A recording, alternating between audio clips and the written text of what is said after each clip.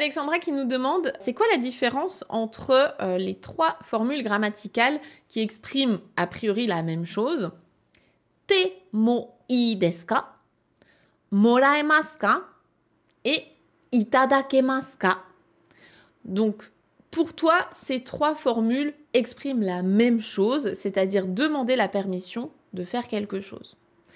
Effectivement, donc, ça se ressemble, on va dire que c'est dans le même registre. Dans tous les cas, tu vas utiliser un verbe à la forme en T devant, ça oui. Donc, tu prends n'importe quel verbe, tu le mets à la forme en T, et ensuite, tu rajoutes te mo ii desu ka?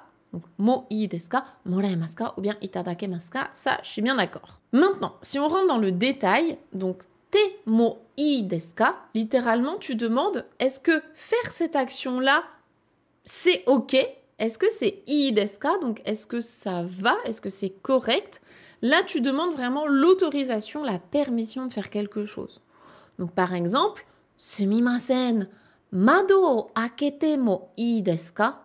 Excusez-moi, est-ce que je peux ouvrir la fenêtre? Si tu as chaud, tu peux demander l'autorisation d'ouvrir la fenêtre. Donc, mado o akete mo ii desu ka? Là, on va te répondre soit oui, c'est OK, soit non, c'est pas OK. Là, tu auras demandé l'autorisation. Maintenant, avec moraemasu ka et itadakemasu ka, là, tu es sur des verbes qui expriment le fait de recevoir quelque chose. Morau, moraemasu, c'est recevoir. Itadaku, itadakimasu, c'est recevoir, niveau plus poli, c'est du keigo. Et ici, les deux sont mis à la forme potentielle.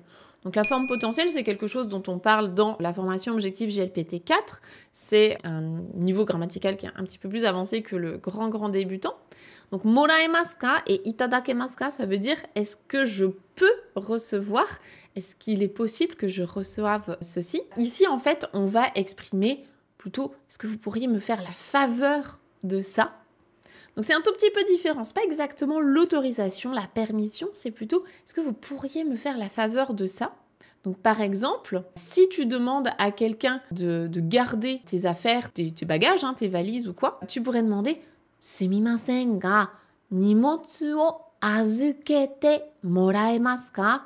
Donc nimotsu o azukeru, c'est garder des affaires comme à un hôtel ou à un autre endroit. Donc là, tu demandes, est-ce que vous pourriez me faire cette faveur-là? Est-ce que je peux recevoir ce service de votre part? C'est littéralement ça.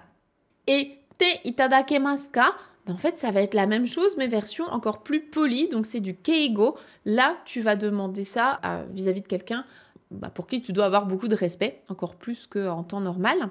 Donc par exemple, namae, donc le nom de quelqu'un, onamae oshiete itadakemasu ka?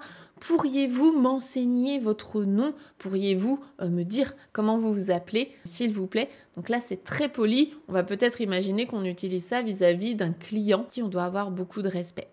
Donc, en résumé, la première structure, donc la forme en te mo ii desu ka, ça c'est ce qu'on voit au niveau JLPT 5, on en parle en détail dans Objectif Japon. Là, oui, vous demandez bien l'autorisation de faire quelque chose, donc on peut vous refuser ça en disant « Ah non, c'est pas possible, je suis désolée, on ne peut pas ouvrir la fenêtre aujourd'hui ». Pour les deux autres, on est soit sur un niveau de politesse normal, soit sur un niveau de politesse encore plus avancé. Et là, on demande la faveur de manière polie, de manière sympa. Pourriez-vous me faire la faveur de faire ça, s'il vous plaît? Voilà, j'espère que c'est un petit peu plus clair pour vous.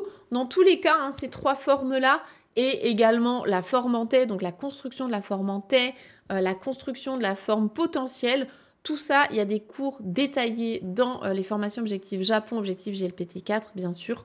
Je ne vous laisse pas en plan. On explique tout ça dans le détail avec des exercices, des phrases exemples, tout ça. Donc, je vous laisse aller consulter la formation en fonction de votre niveau et de ce que vous recherchez.